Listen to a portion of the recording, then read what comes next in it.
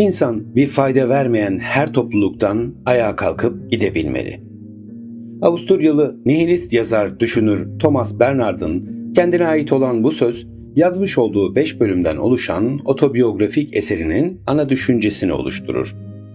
Bazı çocuklar gürültüyle gelir dünyaya, bazıları ise bir fısıltıyla. İşte Thomas, gürültülü bir dünyada avazı çıktığı kadar düşünen ama zihnindeki bu çığlıkları bile isteye susturmayı başarabilen özel bir çocuk. Thomas Bernhard'ın çocukluğu sevginin değil, sessizliğin gölgesinde geçer. Yalnız, içe kapanık bir çocuk olarak dünyaya gelir. Babasızlık, toplumun ahlaki baskısı ve annesiyle olan mesafeli ilişkisi onun ruhsal dünyasını şekillendirir. Kurtuluşu ise büyük babasında bulur. Entelektüel, özgür ruhlu bir adam. Fakat onun eğitime ve eğitimli bireye karşı bakışı başlarda küçük Thomas için başka bir baskı aracı olmuştur. Çünkü büyük baba sadece okula giderek öğrenimini gerçekleştirmesini istemez. Aynı zamanda müzik konusunda ve dil becerileri konusunda da kendini geliştirmiş olmasını arzu eder. Thomas, gayrimeşru bir ilişki sonucu dünyaya gelir. Gelir gelmez de babası onu ve annesini terk eder.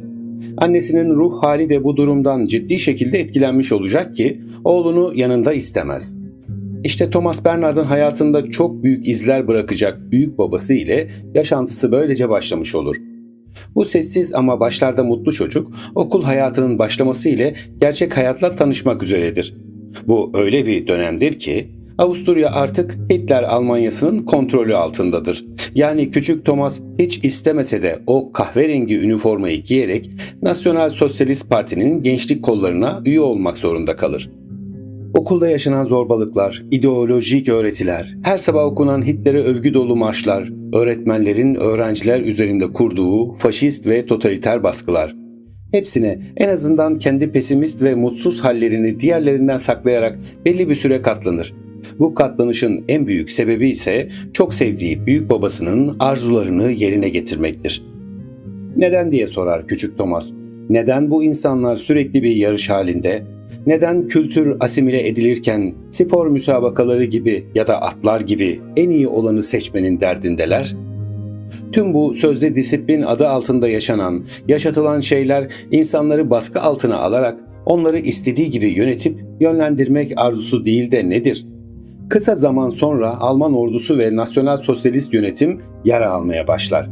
İkinci Dünya Savaşı tüm Avrupa'yı sarmış, Hitler'in faşist yönetimi darbe üstüne darbe almaya başlamıştır.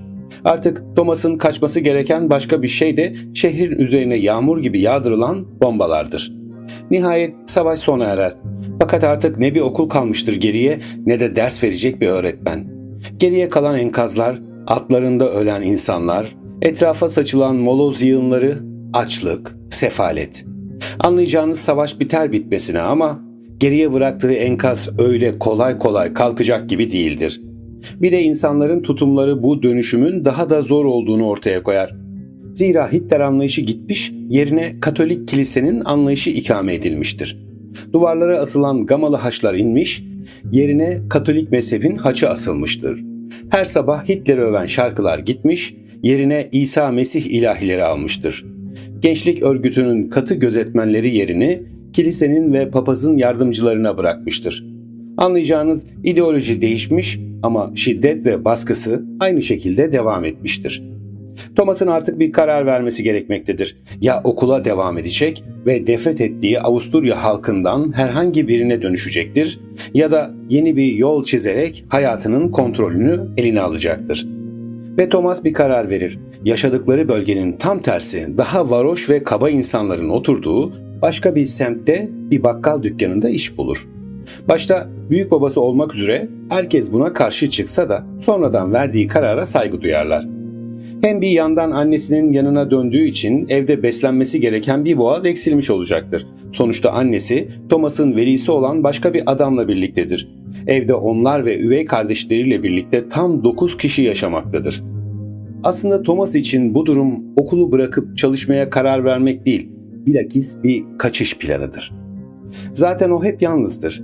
Neredeyse kendini bildi bileli intihara düşünmüş ve ölmeyi istemiştir. Fakat buna hiç cesaret edememiştir. Böyle bir karar onun pencereden atlaması ya da istenmeyen bir çocuk olduğu ailesiyle birlikte kalması demek olacağı için o da şehrin suç ve suçlu oranını tedarik eden bölgesinde Bay Carl Podlach'ın bakkal dükkanında işe başlamayı tercih eder.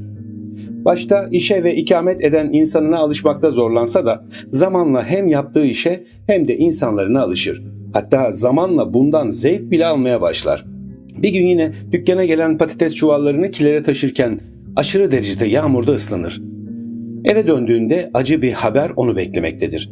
Zira hayatta tek değer verdiği ve sevdiği insan olan büyük babası hastaneye kaldırılmıştır.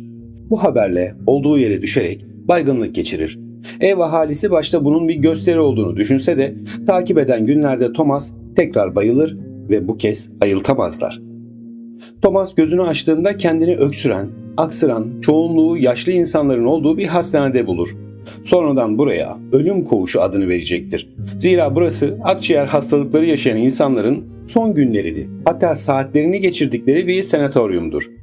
Thomas burada bir yandan ölüm korkusu yaşarken bir taraftan da gözünün önünde onlarca kişinin can vermesine şahit olur. Zaten doktorlar onun için de pek umutlu değillerdir. Bu sebeple onu buraya, yani ölüm koğuşuna yatırmışlardır. Thomas Bernhard yaşadığı bu deneyimi kritize ederken sağlık çalışanlarının, doktorların, hatta son görev yolculuğunda hastalara manevi rehberlik eden papazın bile nasıl bir boşvermişlik, nasıl bir ikiyüzlülük içinde olduklarını oldukça etkili cümlelerle yazmıştır. Bu arada büyük babası yanlış bir teşhisin kurbanı olur. Onu muayene eden doktor acil ameliyat olmasını ister ve maalesef ameliyattan sağ çıkamaz. Aynı zamanlarda annesinin rahim kanserine yakalandığını öğrenir. Thomas için hayat hiç de kolay gitmiyordur. Başta Thomas bir baygınlık sonucu gittiği hastanede yapılan yanlış tetkikler, hijyenik olmayan şartlar, eksik ilaç uygulamaları yüzünden bir türlü iyileşemez. Aldığı kötü haberler de onun karamsar ruh halini iyiden iyiye besler. Doktorlar durumu kötüleyen Thomas'ı havası daha serin, kuru ve daha sakin olan bir sanatoryuma gönderirler. Burası daha sakin ve pastoral bir yer olmakla birlikte o dönem tedavisi olmayan bulaşıcı verem hastalığını taşıyan insanların da kaldığı bir kliniktir.